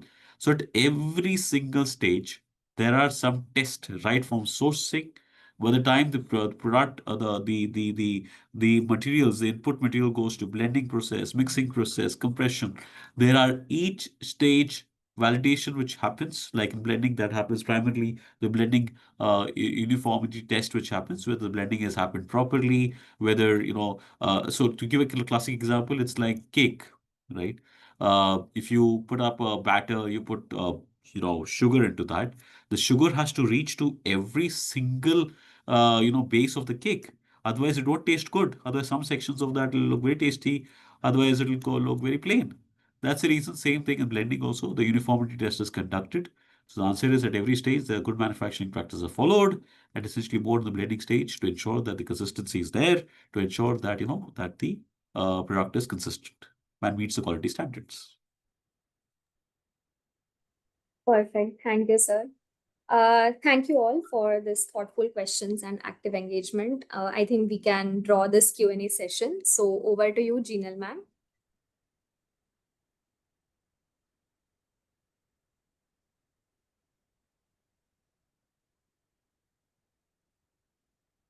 Hello, Zinal madam, are you there?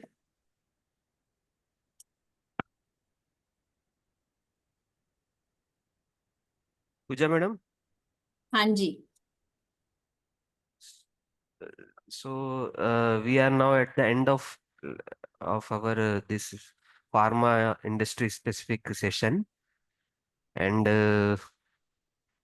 shall I propose the vote of thanks? And actually, we want you Yeah. to actually say something. Uh, Ideally, we thought ki because of your ill health, you could not able to join us. But since you are here, we would like to hear your thoughts also, because ultimately it is from the brainchild of the Abha madam and the Ketan sir. But rightfully execution is under your direction, madam. So please share your thoughts. Thank you. And I would like to take this opportunity on behalf of WIRC and IIA coming together. I mean, this is very, very encouraging to see the two premier institutions come together and thoughtfully think of going beyond generic aspect of talking about AI and going more industry specific, because ultimately the expertise which is important comes when we know the industry nuances. And I feel this is a great start. Both our speakers today had been absolutely fantastic. It was so much to learn from each one of you. And and I feel that there has been a great synergies between what we learned from Harsha ji and then from Hiren, as such. I mean, there was such a complementing aspect. So, thank you very much that you could take out time for this session today. And it has been a great learning, even for us, to hear so much in detail about the industry aspect. And I'm sure that everyone here today would have taken benefit of this, and they would be able to take this back when they are working on the industry specific aspects of their audits when they execute. So while I would say that yes, we all come together as a team, and the team is not complete without our backend. So when I Yes. have to say from ICI we have Vaibhav, and from IIA we have Vikas, who have also been a driving force along with Satish and Manjari. Me and Jinal, definitely we were there to set the context, set the topics in place, but then every time it is a teamwork. And along with teamwork, I think the aspect of getting your support, Harshaji and Hirenji, I think this delivery which we planned is possible only with you coming forward and volunteering your time here. So, heartful gratitude, I would say, and thank you so much. Thank you. Thank you so much. It is our pleasure to be here, giving back to the society, giving back to the premier institutes where we have learned. If we were not CAs, I am not, you know, I'm not sure what, I could have been. So, it's like coming back, the entire circle of life, we can say, whatever I've learned, is I've tried to give it back to WRIC and ICAI and IIA. So thank you for this wonderful opportunity. Yeah, indeed. Thank you so much. I think it's wonderful today to, and I really applaud the efforts of Sanjay ji, Satish Shah ji, and, Pooja ji to organize all the sessions. It is a very tedious job. It's not so easy, right? Collaborating and ensuring that things get done. It's a incredible thing. And thank you for all the participants. I see most of the Thank participants you. still there in this session today. And I really, I really encourage the efforts of the IIA and the ICA, especially for all the work that they're doing in the sphere of educating, continuously updating. I think no institution, in my knowledge, can match the kind of level and the depth that ICSA does, especially in the AI and some of those things. Wonderful, simply wonderful at a very moderate cost. So really very good. And I think the reason why I think me and Hiren took a time today is also because of respect to the institute, right? I think IITians do a lot of donations to the institute. I think somewhere or there we should also be coming to that level that we should be able to encourage, if not by money monetarily, but at least in terms of sharing knowledge. We should be always be participating, collaborating with our ICI, wonderful ICI. And definitely, it is really a privilege to be part of the session today. Heartfelt thanks to each one of the panel members here. Thank you so much.